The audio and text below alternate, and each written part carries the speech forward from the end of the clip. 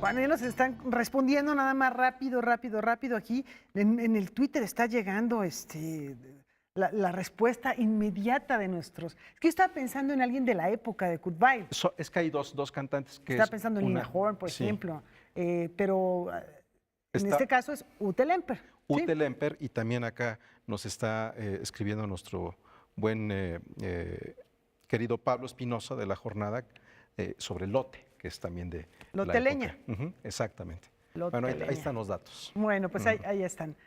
Pues vamos a este asunto que la verdad pues tiene preocupada, yo creo que a la comunidad internacional, o tendría que tenerla, a partir de esta masacre que ocurrió el jueves pasado por la mañana en la Universidad de Garissa, en Kenia, por parte de los milicianos yihadistas somalíes que ya habían realizado ataques anteriores. El año pasado realizaron un ataque a un centro comercial que tuvo 67 pérdidas de vidas humanas y que ahora pues ha costado la vida a 147 estudiantes de Garissa, de esta universidad de Garissa. En la madrugada llegaron 5 hombres y pues yo creo que habría que comenzar quizá diciendo quiénes son, cuál es el conflicto que existe ahí entre pues esta población. La Garissa, tengo entendido, Iliana, tú me dirías si es así, es una población mayormente musulmana. Sin embargo, ya había estudiantes cristianos que fueron a los que principalmente atacaron, aunque fueron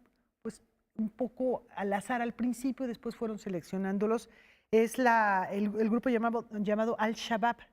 ¿Nos puedes platicar cuál es el contexto en el que se da este ataque, esta masacre? Claro que sí. Nosotros estamos acostumbrados en las últimas fechas a escuchar la concepción de la construcción del Estado Islámico. Y cuando hablamos del Estado Islámico, hablamos de la reivindicación de aquellas voces fundamentalistas del Islam que lo que pretenden es la creación de un Estado de esa naturaleza. Son radicalismos. Y en el caso de Al-Shabaab se gesta en Somalia a partir de lo que son los tribunales de la Unión Islámica que todavía existían hasta el 2006. En 2006 son combatidos frontalmente, no solamente por Somalia, sino por la Unión Africana. Dentro de estos cuerpos que participaron prácticamente en la extinción de estos tribunales de la Unión Africana, que son estos grupos radicales, estaba precisamente, entre otros, Kenia. ¿Por qué? Porque Kenia es limítrofe de Somalia. Y luego, por supuesto, después de Kenia, que también está Uganda y que se está cuidando de que este terrorismo no vaya hasta Uganda, donde ya han habido amenazas de este tipo de situaciones. Ahora bien, las características que guardan estos países africanos, jóvenes en comparación a sus procesos de descolonización a los que sufrimos en América, son realmente países con independencias jóvenes y que se están amalgamando y que al interior guardan todavía estados frágiles. No puedo decir que fallidos, en algunas ocasiones sí, de acuerdo a Transparencia Internacional, que es una organización internacional no gubernamental. Somalia aparece en los países que liderean los conceptos de corrupción en el mundo. Esto un poco para ilustrar que hay un caldo de cultivo importante alrededor que ha permeado a estos países y que ha incidido en la proliferación de estos grupos radicales. Al-Shabaab hoy día ha sido querido ver como una fracción de Al-Qaeda que hoy día secunda al Estado Islámico en Afganistán y en Irak. Al-Shabaab está, por alguna manera, hay que decirlo, influenciado por Al-Qaeda. Entonces, algunos usan el término de franquicias, pero bueno, las franquicias son de carácter contractual y comercial totalmente distinto a ello. Sin embargo, sí es una falange o un grupo de esta naturaleza.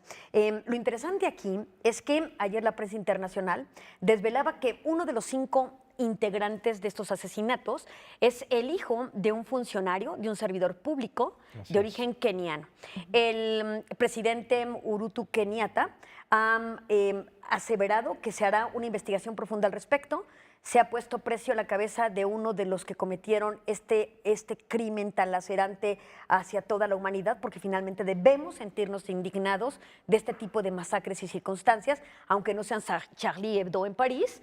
Hay que tener esa capacidad de la indignación ante la injusticia y ante el terrorismo que está secundándose en África y que lo que pretende, repito, es un Estado Islámico similar a lo que se pretende con el califato que se quiere instaurar en Afganistán e Irak. A mí lo que me da la atención también, doctora, es, por ejemplo, cuando estamos cuando ocurre este ataque en París, en Charlie Hebdo, hay una reacción inmediata de la comunidad internacional. No quiero decir que en Kenia no lo haya habido, pero desde hace ya algunos meses hay bastantes ataques, secuestros de niñas, niños usados como bombas, y la comunidad internacional ha mantenido una distancia escalofriante frente a lo que está ocurriendo en África desde hace meses, y hasta ahora parece, con el caso de la universidad, reaccionar. Por un lado, es esta reacción o ese mutismo de la comunidad internacional, particularmente europea occidental, y por otro lado, lo que significa o lo que representa este tipo de ataques. Ha habido en diferentes ámbitos, pero de manera particular, secuestrar a niñas en Nigeria, en una escuela, y asesinar estudiantes católicos y cristianos en una universidad, tiene un tinte todavía mucho más profundo por los espacios en donde están ocurriendo, ¿no? Claro, bueno, te diría respecto a la reacción de la comunidad internacional que los mecanismos universales no son los únicos para enfrentar los problemas que se suscitan en el mundo, que también existe el multilateralismo y los regionalismos.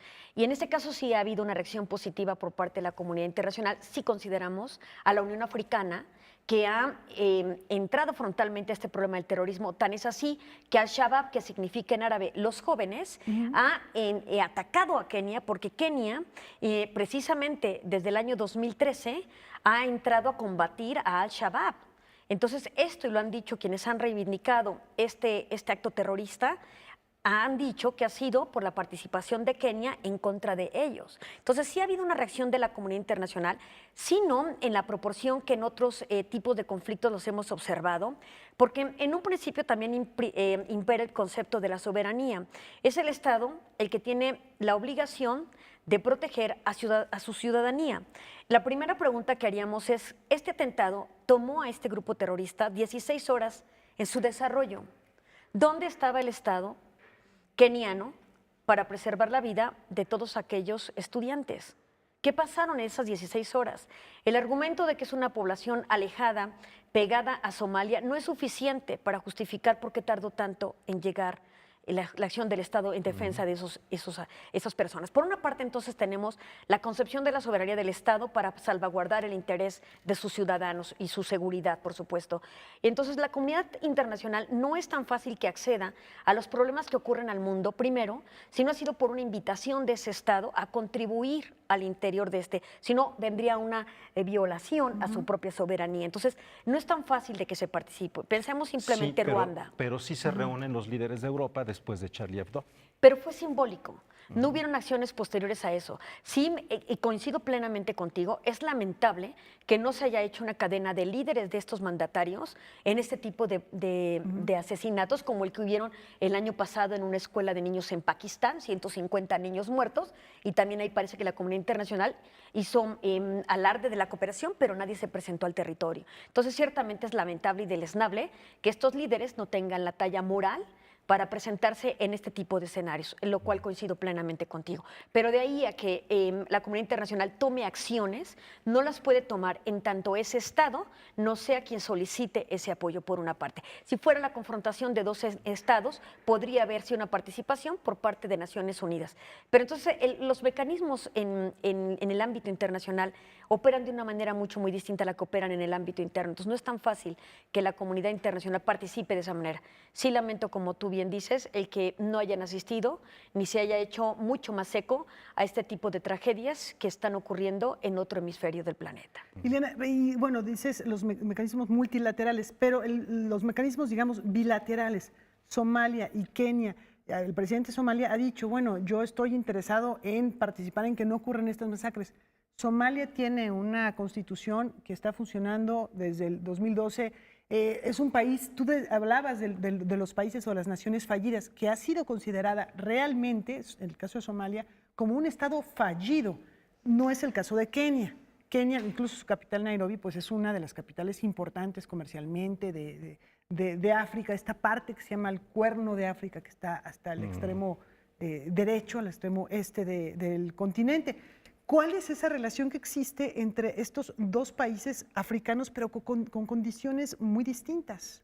Bueno, en principio sí su pertenencia a la Unión Africana Y por la otra, un poco también retomando tu pregunta e hilvanando lo que dice Wemansing respecto a la comunidad internacional y esta situación de un Estado fallido como lo es Somalia, con estos altos índices de corrupción, señalar que no por nada hoy día el Estado somalí en su forma de gobierno está respaldado precisamente por Naciones Unidas, está acompañado en su forma de gobierno para poder mantener un dejo de democracia en ese estado. Pues prácticamente lo que hay entre estas dos naciones es una cooperación importante, no solamente porque son limítrofes, sino también por de carácter económico muy importante y por historias similares. La escuela de Garissa, hay que señalar que la población es cierto, mayoritariamente musulmana. Hay que recordar que Somalia tiene el 80% de la población es de origen cristiano y que en Garissa estudiaban una gran parte de alumnos provenientes de Somalia, lo que también los hacía un blanco fácil para Al-Shabaab, ¿no? Entonces, hay una relación comercial, hay una relación fraternal. El ministro del Interior de Somalia ha dicho que se acercará precisamente a conversaciones con Kenia para tener un ataque mucho más efectivo en contra de Al-Shabaab. Pero lo que estamos observando hoy día es que el terrorismo ya no es un fenómeno privativo de dos entidades. Simplemente recordemos que en los últimos tiempos hay más de 25,000 extranjeros pertenecientes a grupos islámicos no oriundos de esos territorios, lo cual también llama la atención. Entonces habría que analizar todos estos estudios desde el punto de vista de muchas facetas, desde el punto de vista político, desde el punto de vista del desgaste que están teniendo los estados al no cumplir o satisfacer las demandas o el clamor de justicia de sus propias poblaciones, que están impulsándolos incluso de manera indirecta para que formen parte de estas organizaciones que creen reivindicar los derechos de las poblaciones a partir de convicciones de carácter religioso, ¿no? Que es una forma de solidaridad respecto de estos grupos, que nada lo justifica. En la propia Somalia surgieron muchas voces, los propios los voceros de la religión islámica salieron a las calles a acompañar a la gente y denostar este acto violento y decir: los musulmanes estamos aquí y nosotros no hacemos esa clase de terrorismo, ¿no? También para no entrar en un concepto de islamofobia. Entonces, la relación es cercana, es estrecha y la cooperación internacional se da en la medida de lo posible. Perfecto. Pues muchas gracias. Muchas gracias, Ileana. Es un tema que nos va a dar por muchos años de nuestras vidas, no solamente por la forma en la que se está conformando este tipo de ataques terroristas, sino también por las reacciones que podemos leer en los otros países. En este fin de semana leía, por ejemplo, que algunos españoles se han sumado a combatir al Estado Islámico, como algunas personas de otras nacionalidades de Occidente, como si estuviéramos en los tiempos de las cruzadas. Claro, y si me permiten rápidamente no perder de vista lo que pasa en el continente americano, estamos próximos a ser testigos de la próxima cumbre iberoamericana en Panamá. Es muy importante porque es la primera vez que va a participar después de muchos años Cuba, que hoy día tiene un acercamiento importante con Estados Unidos. Entonces hay que estar atentos también a lo que ocurra en esa relación. Perfecto. Muchísimas gracias. Muchísimas gracias, Ileana, y nos vamos a la pausa.